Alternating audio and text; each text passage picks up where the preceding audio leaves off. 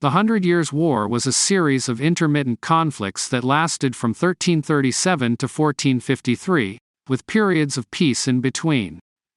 It was fought between England and France, although other countries such as Scotland, Burgundy, and the Holy Roman Empire also became involved in the conflict at various times.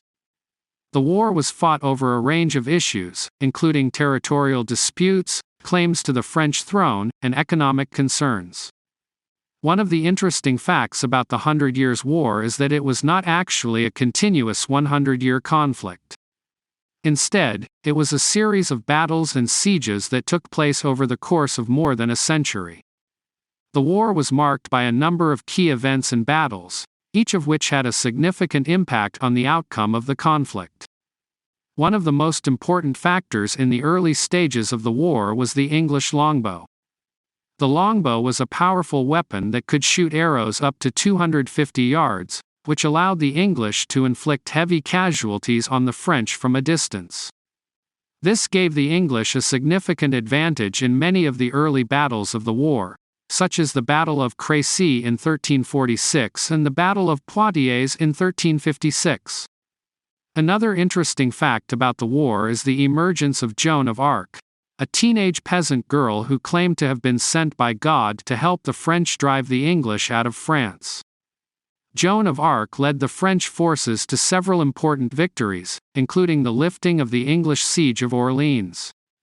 She became a symbol of French resistance to English rule and a key figure in the early stages of the war. The war also saw the emergence of a new type of soldier, the mercenary. Mercenaries were professional soldiers who fought for pay, rather than for loyalty to a particular country or cause. They were hired by both the English and the French to supplement their own armies and played a key role in many of the battles of the war. One of the key turning points in the war was the Battle of Agincourt in 1415. The battle was a significant English victory and was immortalized in the play by William Shakespeare.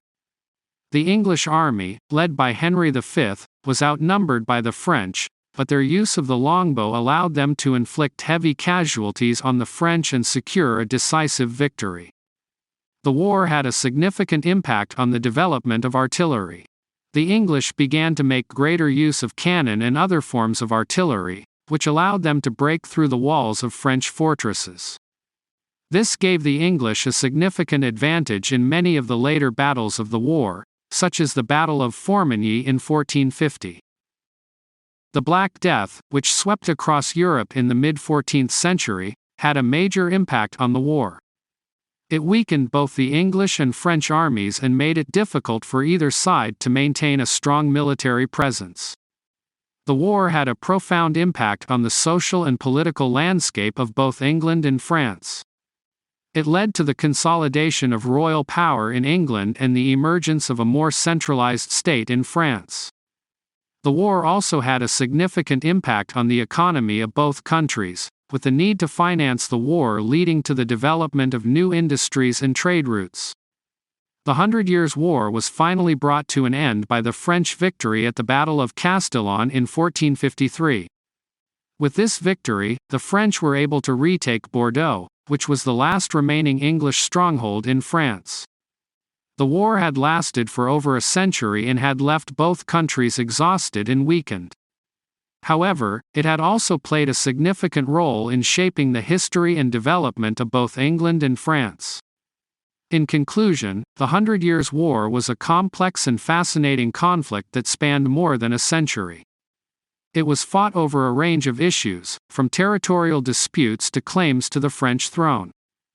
The war saw the emergence of new technologies and tactics, as well as the rise of key figures such as Edward III, King of England from 1327 to 1377.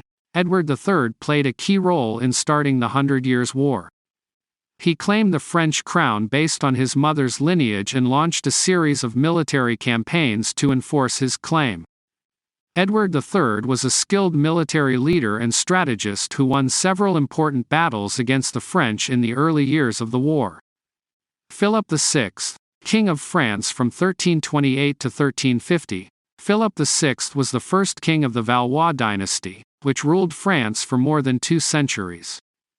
Philip VI was faced with the challenge of defending France against the English invaders, and he worked to strengthen the French military and fortify key cities and towns. He was also instrumental in establishing the Estates General, which gave the French nobility a greater voice in government. Henry V, King of England from 1413 to 1422, Henry V is perhaps best known for his victory at the Battle of Agincourt in 1415. This battle was one of the most famous of the 100 Years' War, and it demonstrated the power of the English longbow and the effectiveness of English tactics.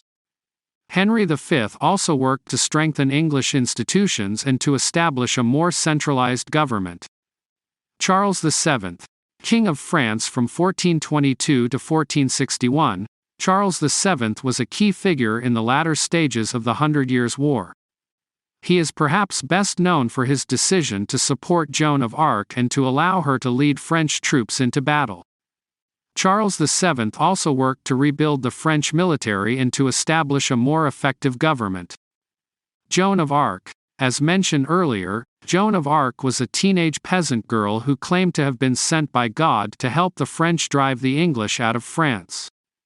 She led French troops to several key victories and became a symbol of French resistance to English aggression. Although she was eventually captured by the English and burned at the stake, Joan of Arc remains one of the most iconic figures of the 100 Years' War. John Talbot. An English soldier and military leader, John Talbot was one of the most skilled commanders of the 100 Years' War. He fought in many of the major battles of the conflict, including the Battle of Castillon, which marked the end of the war.